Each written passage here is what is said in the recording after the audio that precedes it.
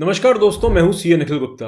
Friends, अगर आप अपनी शॉप पर या बिजनेस काउंटर पर यूपीआई ऐप जैसे कि गूगल पे, फोन पे, पेटीएम इस तरह की किसी भी ऐप से पेमेंट रिसीव कर रहे हैं तो आप जीएसटी डिपार्टमेंट के स्कैनर पे हैं, उनके रडार पे हैं। And in case of non compliance GST department आपको नोटिस भी देगा और इंटरेस्ट और पेनल्टी के साथ में टैक्स रिकवर कर लेगा। Friends, GST department across India UPI apps के थ्रू इंफॉर्मेशन कलेक्ट कर रहा है कि किस पर्सन के कितने डिजिटल ट्रांजैक्शंस हैं और क्या उन्होंने जीएसटी में रजिस्ट्रेशन की लायबिलिटी जो अमाउंट है उसको एक्सीड कर लिया है। अगर कर लिया है और उन्होंने रजिस्ट्रेशन नहीं कराया है तो उनके ऊपर नोटिस आ सकता है। और अगर वो ऑलरेडी रजिस्टर्ड हैं लेकिन अपने टैक्स को प्रॉपरली पे नहीं कर रहे हैं तो भी उन पर नोटिस आ सकता है। अब फ्रेंड्स, क्वेश्चन ये आता है कि जीएसटी में रजिस्ट्रेशन लेना कब है। अगर आप सप्लायर ऑफ गुड्स हैं और एक साल में आपका टर्नओवर 40 लाख रुपए से एक्सीड कर जाता है with in the state, means अगर आप दिल्ली में तो दिल्ली में ही आपका टर्नओवर 40 लाख रुपए से एक्सीड कर जाता है तो आपको जीएसटी में रजिस्ट्रेशन लेना है। अगर आप इंटर स्टेट सप्लाई कर रहे हैं, मींस यूपी टू एमपी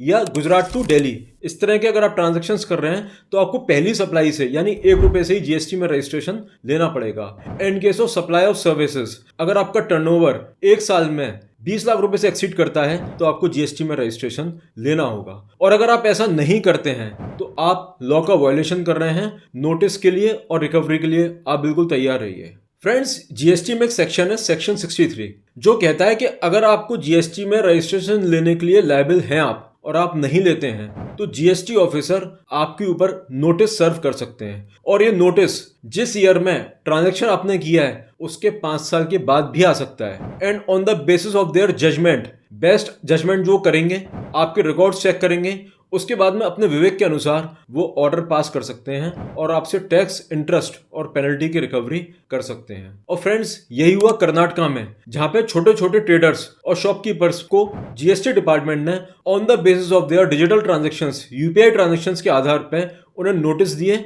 उनसे कहा कि आपका टर्नओवर एक साल में 40 लाख रुपए से एक्सीड कर रहा है, क्यों ना आप पे टैक्स, इंटरेस्ट और पेनल्टी आपसे ली जाए। और डिपार्टमेंट ने उनके ऊपर 18% के हिसाब से टैक्स की रिकवरी डाल दी। एंड फ्रेंड्स, जब इसका विरोध हुआ, बिजनेस कम्युनिटी ने इसका विरोध किया, तो जीएसटी डिपार्टमेंट ने कहा कि हमारा जो भी एक्शन है वो लॉफुल है और हम इसको करते रहेंगे। इसके बाद शॉपकीपर्स ने, ट्रेडर्स ने अपने डिजिटल ट्रांजैक्शंस को कम कर दिया और कैश ट्रांजैक्शंस को बढ़ा दिया। कुछ लोगों ने तो अपने यहाँ से स्कैनर, यूपीआई के जो स्कैनर होते हैं वो भी हटा लिए। लेकिन अगेन डिपार्टमेंट ने क्लैरिफाई किया कि कैश ट्रांजैक्शंस पर भी जीएसटी है, यूपीआई ट्रांजैक्शंस पर भी जीएसटी है और अगर आप बैंक के थ्रू ट्रांजैक्शंस कर रहे हैं उस पर भी जीएसटी है। इसलिए हम अपने टैक्स की रिकवरी करते रहेंगे। Friends, here a word of caution for you all. आपको अपने ट्रांजैक्शंस को चेक करते रहना है, चाहे वो कैश के हों, बैंक के हों या डिजिटल हों।